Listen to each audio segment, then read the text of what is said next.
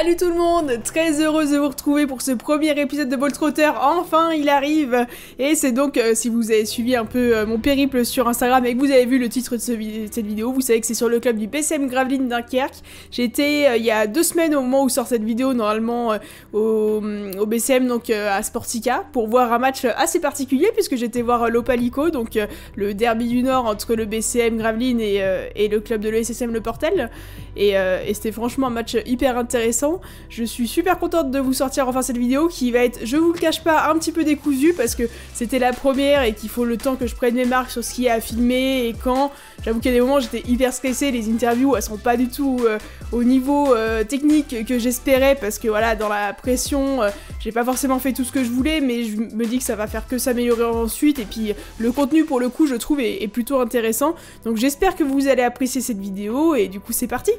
À la base, je devais partir le 9 octobre pour aller voir le match du BCM contre Fos-Provence et il se trouve que la veille de partir, je suis tombée malade et que le lendemain, j'en étais littéralement malade quand j'ai vu la fin du match puisque le BCM a gagné sur un shoot quasi au buzzer, il me semble, de Brandon Taylor. Si vous voyez pas de quoi je parle, je vous mets là juste un petit extrait. Taylor toujours qui va prendre le tir à 3 points, c'est manqué. Et la claquette! Du coup, il a fallu que je reporte ma venue au BCM et je pense qu'au final, c'était sans doute pas une mauvaise chose parce que l'Opalico, voilà, on connaît, on sait à quel point c'est un match où il y a énormément d'ambiance, c'est vraiment un des derbys, je pense, les plus chauds qu'il y a en France. Et du coup, ouais, c'était plutôt intéressant de voir ce match-là, alors que la logique aurait voulu normalement que je ne fasse pas ce match-là, parce que moi, le lendemain, je devais être à Cholet pour un derby aussi, mais du coup, voilà, il a fallu que je rentre en catastrophe, c'était, enfin, pas en catastrophe, mais rapidement, mais bon.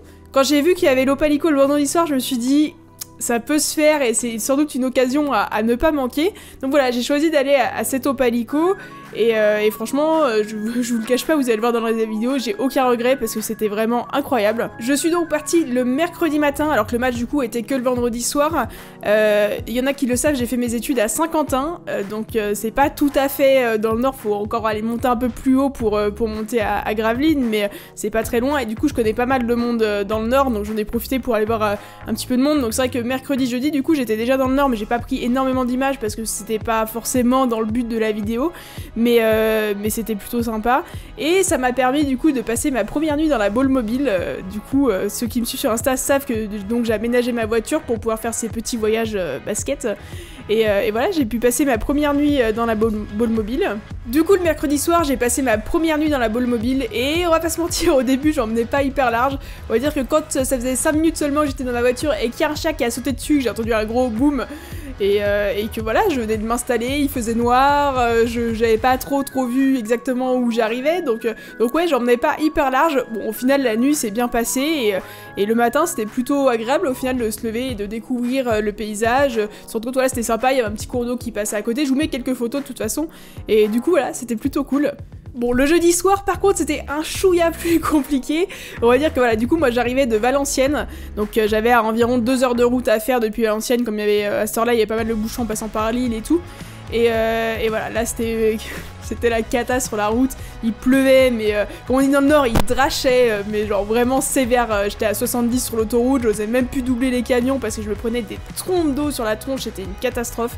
Je suis arrivée à Gravelines, le parking que j'avais repéré à la base il était fermé finalement, donc il a fallu que je me retrouve un autre parking rapidement en secours pour passer la nuit. Bon, au final ça s'est fait nickel, et pareil, à chaque fois en fait il y a ce sentiment vraiment le matin, alors je pense que c'est en fonction des conditions météo aussi pas mal, mais vraiment je me suis levée le matin, il faisait beau, il y avait plus de pluie, j'ai pu découvrir voilà que j'étais à côté d'un petit port du coup à Gravelines, enfin du port de Gravelines, j'imagine qu'il n'y en a qu'un de toute façon, et du coup c'était plutôt sympa, donc voilà, c'était une autre expérience du coup que la veille, mais qui était pas mal aussi. Du coup, le vendredi, j'ai passé toute la journée à Gravelines, j'étais attendue au BCM que l'après-midi, mais du coup, j'en ai profité pour aller me promener un peu dans la ville. Et bon, j'ai passé beaucoup de temps, surtout au niveau de la mer, mais j'étais agréablement surprise parce qu'en vrai, je ne m'attendais pas à voir une ville aussi jolie. C'était plutôt sympa, on résume beaucoup Gravelines à sa centrale, alors qu'en fait, la ville est plutôt jolie déjà comme ça. Moi, franchement, ouais, j'ai apprécié passer du temps du côté de la mer, vraiment, j'étais me promener pas mal par là-bas, je vous ai fait des images de toute façon. Et du coup c'était plutôt cool et j'ai passé un bon moment. J'ai été forcément, on est dans le nord, j'ai été manger dans une friterie le midi Il y en avait des quantités, j'ai pas pu finir. Mais du coup, voilà, c'était plutôt pas mal et c'est une belle découverte, Gravelines, j'ai beaucoup aimé. Du coup, en milieu d'après-midi, j'ai pu enfin rejoindre Sportica. Je remercie Baptiste du coup qui m'a fait faire un peu le tour voilà, des infrastructures, que ce soit les bureaux du club, vraiment visiter Sportica, on a pu aller voir l'espace partenaire, les vestiaires, la salle forcément après, donc c'était vraiment sympa. J'ai vraiment filmé vite fait parce que j'étais hyper stressée, je vais pas vous mentir, je venais d'arriver vraiment à Sportica, et voilà, je vais un peu vite fait comme ça, je pense que ça fait partie des choses que je vais améliorer par la suite. Vous avez du coup les vidéos qui s'affichent là en même temps. Et donc après ça, j'ai pu faire la première interview, j'ai interviewé Romuald Koustre qui est le général manager du BCM, et du coup voilà, ça nous a permis de revenir un peu sur l'historique du BCM, les grands joueurs qui sont passés, ce genre de choses. Donc bah plutôt que de vous résumer l'interview, je vous propose tout simplement de la regarder ensemble. Bonjour à tous, on se retrouve donc dans les locaux du BCM Gravelines Dunkerque. On est avec Romuald Koustre, du coup qui est général manager, si je dis pas de bêtises. Enchanté, c'est ça. Du BCM, c'est ça. Est-ce que je peux vous laisser vous présenter en quelques mots et puis nous dire un peu ce que vous faites au BCM? En quelques mots, oui, j'ai 47 ans et je suis manager du BCM maintenant depuis 2019. Je l'avais été entre 2004 et 2013. Je suis parti après sur Paris et je suis revenu en 2019 pour essayer de redresser un petit peu le BCM et redorer son blason. Donc voilà, c'est un club très très bien structuré. On a pas mal de personnel administratif, on a une grosse expérience de la Betclic Elite. Et c'est une belle machine à faire tourner avec des beaux projets ambitieux. Du coup, vous parlez donc de la structuration du club. Est-ce que vous pouvez juste rappeler un peu le palmarès du coup du club rapidement? C'est un club qui est en première division depuis à peu près 35 ans, presque 35 ans maintenant, qui n'a jamais été champion de France, même si on en a été très très proche au début des années 2010, en étant 2 fois premier de saison régulière. On a gagné une Coupe de France, on a gagné 2 Leaders Cup. On a pas mal de campagnes européennes à notre actif avec un Final Four d'Euro Challenge en 2013. Voilà, maintenant il faut essayer d'aller chercher de nouveaux trophées parce que les derniers commencent à dater un petit peu. Donc voilà, on a l'ambition d'essayer de retrouver un petit peu de l'éclat et de retrouver des grandes soirées et des grands moments de play-off. Vous parliez du coup de ces trophées et ces demi-finales qu'il y a eu dans les années 2010, début des années 2010. Moi, en plus, c'est une période du coup forcément que j'assimile beaucoup au BCM, parce que moi du coup, donc, comme vous le savez peut-être, je viens de Cholet. Moi j'ai de bons souvenirs, c'est sûr, à Sportica qui je suppose sont moins bons pour vous. Est-ce que cette période-là, vous en tirez quand même, c'est quand même du positif de dire qu'il y a eu des très belles équipes, des premières places saison régulière, ou est-ce qu'il y a une frustration justement de se dire mince, on aurait peut-être pu aller plus loin? Non, je pense qu'avec le temps, on a tendance à se remémorer essentiellement les bons moments. Je pense qu'à cette période-là, on a eu une aventure humaine assez extraordinaire avec un groupe que Christian Monchot avait commencé à construire en 2008. Et voilà, pendant 4-5 ans, on a eu une construction d'équipe progressive avec des performances qui ont été en s'améliorant, avec des joueurs qui étaient restés au club pendant longtemps. Et ça, c'était vraiment une chose importante. Je pense que on parle beaucoup dans le basket français des rotations et des changements de joueurs incessants dans les équipes, mais nous on avait réussi à garder un socle de 5-6 joueurs qui étaient identifiés BCM Gravelines Dunkerque. Et voilà, du coup, même si effectivement il y a toujours cette frustration de ne pas avoir été chopé le titre à ce moment-là, on essaye de se remémorer les bons moments et encore une fois l'aventure humaine qui était voilà, quelque chose d'extrêmement positif. Et je pense que dans l'esprit des supporters ici, on a gardé beaucoup de souvenirs de ces moments-là. Du coup, dans ces joueurs, vous parliez qui justement voilà, vraiment portaient le sceau du BCM, est-ce qu'on peut en citer quelques-uns Sur les 35 ans, il y a quelques noms qui sont accrochés au plafond du Sportica. Le plus emblématique, c'est peut-être le plus ancien, c'est Larry Lawrence. Pour les plus anciens, ils le connaissent bien parce que c'est un joueur américain qui a porté le maillot de Nancy assez longtemps également et qui voilà, était une des figures du championnat de France à la fin des années 80. En tout cas, c'est le premier américain emblématique du BCM, c'est celui qui a marqué tout le monde. Et pendant la pandémie, quand on a fait un petit clip vidéo d'anciens joueurs qui nous passaient un peu le bonjour, il en faisait partie et je sais que ça a marqué beaucoup de nos fans parce qu'il a gardé une vraie influence ici. En tout cas, c'est quelqu'un dont les gens ont vraiment apprécié le passage. Maintenant, pour les plus récents, il y a beaucoup de joueurs qui sont passés. Yannick Boccolo, qui était international, a beaucoup marqué. C'est sûr que ça me parle beaucoup, Yannick Goupil. Cyril Akpomeda, formé à Cholet, forcément. Ouais, forcément. J.K. Edwards, passé par Cholet également. Ça, c'était cette période-là. Mais plus récemment, voilà, des Dwight Bikes qui ont été MVP du championnat. On voyait son maillot tout à l'heure, qui est en face de nous aussi d'ailleurs. Derrière, de toute manière, voilà. Oui, je vois qu'il y a toutes les équipes. Taylor Smith a été quelqu'un qui était extrêmement apprécié sur les 2 saisons qu'il a passées chez nous et qui garde son titre de King of North. D'accord. Voilà, il y a beaucoup de joueurs emblématiques. Moi, je me souviens d'un joueur vraiment qui m'a beaucoup marqué, que vous n'avez pas cité, je pensais, c'est Ben Woodside, que j'aimais vraiment beaucoup aussi. Ben, c'était un garçon, voilà, je parlais tout à l'heure des 5 ans qui avaient permis à Christian Monchot de construire une équipe capable d'aller chercher la première place de saison régulière. Ben était là au départ et c'était un jeune rookie qu'on était allé chercher dans une toute petite université américaine. Ah oui, d'accord. North Dakota State. Il était à l'essai au départ. Voilà, donc c'était quand même un vrai pari. Et puis au final c'est la belle histoire. Ça a été un super joueur et je pense qu'il aurait peut-être pu faire une carrière plus impressionnante que celle-là. C'est vrai que j'ai jamais regardé ce qu'il avait fait après. Il est parti après en Slovénie, en Turquie, mais il n'a peut-être pas fait la carrière qu'on aurait espéré qu'il fasse. Mais en tout cas, ici, on l'a beaucoup apprécié pendant les 2 saisons qu'il a été chez nous. D'accord. On sait qu'à Gravelines, voilà, c'est pas la plus grande des salles, mais que par contre, il y a une vraie ferveur ici. Comment vous qualifieriez ça, toute cette ferveur qu'il y a? C'est une salle qui respire le basket. C'est difficile à expliquer, mais effectivement, quand on met un pied dans cette salle, on sent qu'il y a quelque chose qui est différent d'autres salles. Alors on peut peut-être retrouver ça dans d'autres salles mythiques, que ce soit Beaublanc, la salle de Pau ou la Mailleraie à un degré moindre, mais il y a une ambiance ici et puis on est dans une région qui adore faire la fête. Voilà. Donc c'est aussi simple que ça, qui est passionné de basket et qui adore faire la fête. Notamment avec les matchs du carnaval, forcément, ça avec les matchs du carnaval, donc forcément ça donne un cocktail plutôt intéressant et ce soir on a l'Opalico, donc ça va être un cran au-dessus encore. L'Opalico, justement, vu de l'extérieur pour moi, c'est un derby qui est assez récent. Est-ce que vraiment il s'est créé avec la montée du Portel en Pro ou en Betclic Elite maintenant, ou est-ce que c'est quelque chose qu'il y avait déjà un peu avant Non, ça s'est créé uniquement à la montée du Portel en Betclic Elite. Les plus anciens derbys, c'était contre Saint-Quentin à l'époque. Et on n'a pas eu de derby pendant très très longtemps, jusqu'à la montée de Boulogne-sur-Mer, mais qui a été plutôt éphémère. Et maintenant, depuis 6 ans, on a l'Opalico avec le SSM Le Portel. Donc c'est vrai que la première édition de l'Opalico ici avait été une fête exceptionnelle.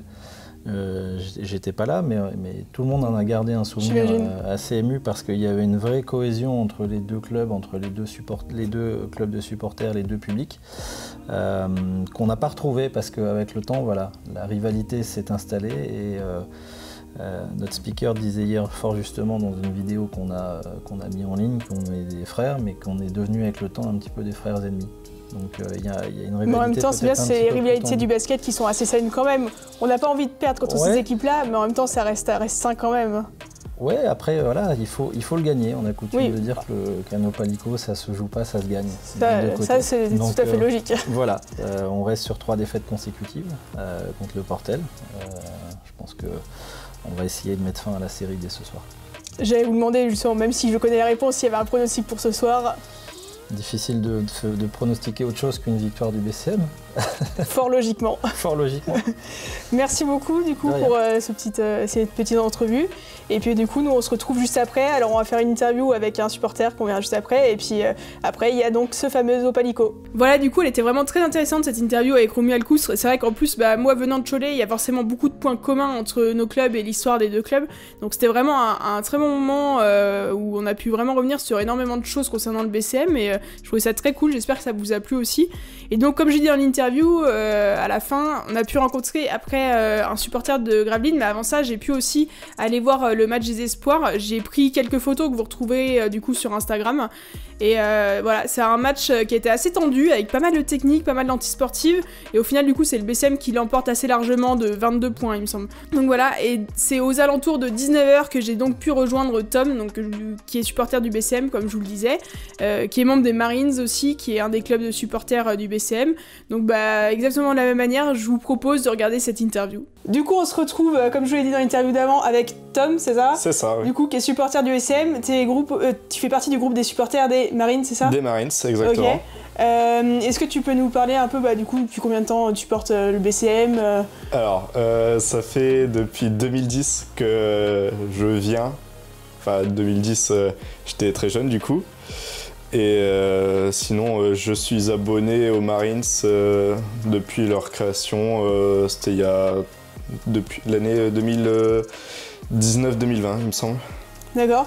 Toi, vraiment, tu es supporter de BCM, c'est parce que c'est le club vraiment du coin Du coin, ouais, parce que du coup, des amis m'ont emmené et on tisse des souvenirs et on aime le club au final. C'est à partir de ça. C'est ça, c'est pas forcément que les résultats, c'est aussi vraiment toute l'ambiance qu'il peut y avoir à Sportica. Alors, on veut avoir des résultats. Normal. Et on veut aussi mettre une ambiance, c'est ça.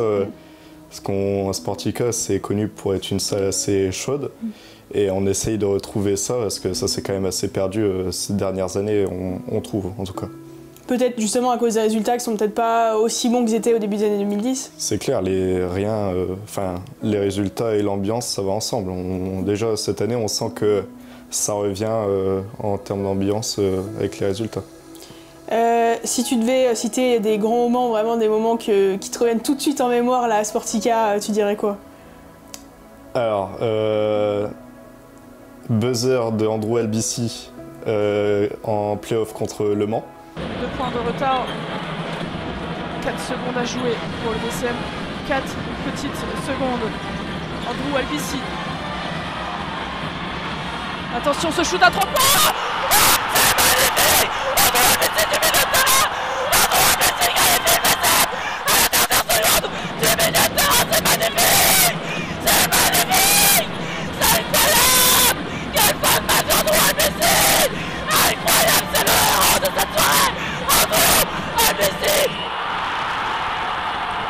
Euh, 12-3 points de Carvel Anderson, un record LNB. Record de franchise de contre de Taylor Smith. Après des matchs de carnaval. Ouais, c'est ça, c'est leur retour avec cette 4 grosse prolongations contre Boulazac en match de carnaval. Donc ça, ah ouais, celui-là, je savais pas, par contre, je ne me revenais pas du coup. Non, c'est... Après, il y a plein d'anecdotes, tout ça, mais... Et en joueur, des joueurs qui t'ont vraiment marqué C'est ça aussi qui est intéressant, c'est les joueurs qui restent en mémoire. Souvent, on pense à Taylor Smith, donc The King of the North, on l'appelait. Ouais, c'est ce que me disait Romuald Koust tout à l'heure. Hein.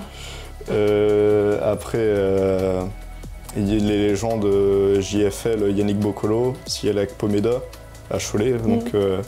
C'est bien parce que vous citez vraiment exactement les mêmes, on voit que c'est vraiment les légendes ici. Du coup, après, en étranger, il y a aussi Dwight Bikes, MVP. Pour les anciens, Jerry McCooloo, MVP en 98, il me semble. Après, il y a plein de joueurs. Il y en a forcément beaucoup depuis le temps. C'est les gens qui ont un souvenir avec un joueur et du coup, ils le retiennent. Hein. On parlait d'ambiance, forcément ce soir ça va être une ambiance particulière, c'est l'Opalico. Voilà, c'est un match j'imagine qui est attendu peut-être encore plus que les autres ici. Ouais, honnêtement, c'est attendu des deux côtés j'ai l'impression, du côté portellois et du nôtre. C'est le derby, c'est avec l'affiliation, c'est par fierté en fait. On veut pas le perdre. Ouais, c'est compréhensible. C'est un derby qui est assez récent, parce que du coup, le Portel est monté assez récemment, et pourtant on sent que ça, tout de suite, il y a tout de suite eu quelque chose, quoi. Ouais, c'est... comment dire, après, ça se fait forcément avec la rivalité, vu que c'est des matchs où les supporters adverses viennent, forcément, donc ça crée des petites frictions, et ça rajoute du piment, honnêtement, c'est sympa, je trouve. C'est ça qui fait que ça prend... plus que... Enfin, alors que c'est récent, et on voit Limoges contre Pau, par exemple, c'est ancré, c'est pour ça, et ça continue, et on aimerait bien que ça continue encore, donc Et ces dernières années, on voit que ça tient à des fils étroits quand même. Ces dernières années, justement, a priori, ça fait quand même quelques matchs en match officiel qui a pas eu de victoire du coup contre le Portel. J'imagine que ça ajoute encore quelque chose pour ce soir, parce que là, il est temps de casser cette série, quoi. Retour des fans. On a aussi une bonne équipe cette année. Et on espère vraiment qu'on va les battre. Une bonne raclée qu'on va leur mettre. En parlant du retour des fans, d'ailleurs, c'est vrai que j'avais pas forcément pensé à ça. Ça a dû être un crève-cœur toute la saison dernière de ne pas pouvoir venir à Sportiga. C'était frustrant, ouais, parce que on avait quand même, à un moment, on avait une bonne équipe et on avait envie de l'avoir joué. Puis même quand on était revenu, c'était un peu dommage parce que Sportica était quand même à jauge réduite. Donc c'est pas la même sensation. Ok, donc du coup, je reviens ce soir, c'est l'Opalico. Je connais déjà la réponse, mais s'il y avait un pronostic à donner... Il y a que un club qui doit le gagner, c'est Gravelines ce soir. Bien entendu. Merci en tout cas du coup pour cette interview. Et puis nous maintenant, il est temps qu'on y aille voir cet Opalico, donc on se retrouve dans Sportica. Donc voilà, c'était vraiment 2 interviews très intéressantes qui m'ont permis d'apprendre certaines choses sur le BCM, même si j'en connaissais beaucoup, mais qui m'ont permis d'en apprendre aussi. Et surtout, ça m'a permis de bien rentrer dans l'ambiance de l'Opalico, et parce que je savais que c'était un match avec énormément d'ambiance entre les deux clubs et tout, mais je pense que je ne m'attendais pas à autant que ça. Franchement, vraiment, l'avant-match, c'était une dinguerie. Je me revois dans le hall en train d'attendre que les supporters arrivent, et finalement, il y a la fanfare qui arrive et qui se met à jouer, et tout le monde qui s'arrête autour pour regarder. Puis après, du coup, la fanfare qui rentre dans la salle, et ça commence à s'embraser. On sent qu'il y a une tension qui est en train de monter, et franchement, c'était vraiment incroyable. Et du coup, ce que je vous propose, c'est simplement de vous laisser avec les meilleures images, que ce soit de l'avant-match jusqu'à la fin du match, et nous, on se retrouve juste après.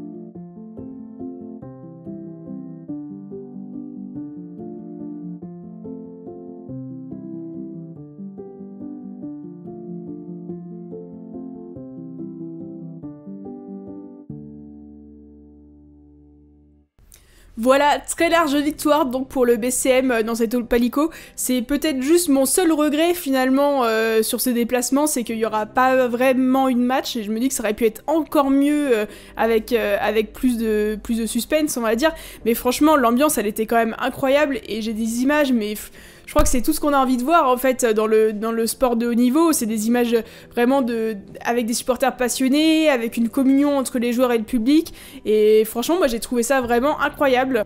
Donc voilà, pour ma part c'était vraiment une expérience incroyable, j'espère que j'ai réussi à vous le retranscrire à peu près dans cette vidéo, qui est certes pas parfaite du tout, même moi il y a des trucs sur lesquels je suis pas du tout satisfaite, sur les images en particulier en dehors du match, je suis pas du tout satisfaite de ce que j'ai fait, mais je me dis que voilà, ça peut que s'améliorer, et je sais aussi que j'ai du matos à renouveler qui est pas forcément ultra adapté, notamment en termes de poids à transporter, donc c'est des choses qui vont s'améliorer, et puis tout simplement voilà, ça va être l'expérience après au fil des vidéos de prendre des marques de comment faire ci ou ça, parce que c'est vrai que moi j'ai l'habitude de faire certains formats avec Cholet Basket que je fais vraiment très souvent tout le temps, et là c'est pas exactement le même format, donc il faut un petit peu de temps pour m'adapter aussi, mais j'ai aucun doute sur le fait que ça s'améliore vraiment très rapidement ensuite. Donc voilà, dans tous les cas, j'espère que vous avez apprécié cette vidéo. N'hésitez pas à me dire dans les commentaires ce que vous avez aimé, ce que vous avez un peu moins aimé, à me donner votre avis, parce que voilà, c'est comme ça qu'on avance. Pour vous, c'est peut-être juste un petit commentaire. Pour moi, c'est vraiment énormément et ça m'aide énormément à avancer. N'hésitez pas à liker cette vidéo, à vous abonner à la chaîne, à la partager autour de vous si ce contenu vous plaît. Et sinon, j'ai aussi créé un compte Utip si vous voulez me soutenir financièrement, parce que tout ça, forcément, bah du coup, c'est des frais en essence, en péage pour aller sur place. J'ai eu des frais dans la ball mobile de base. Donc si vous souhaitez me soutenir, et surtout si vous pouvez, si vous avez les moyens, bah n'hésitez pas, ça me ferait vraiment super plaisir et ça m'aiderait beaucoup. Donc voilà, vous avez le lien en description. Sur ce, je sais pas encore sur quel club sera la prochaine vidéo, mais j'ai déjà hâte de la tourner. Et en attendant, n'oubliez pas d'aller kiffer dans les salles de basket français. Salut!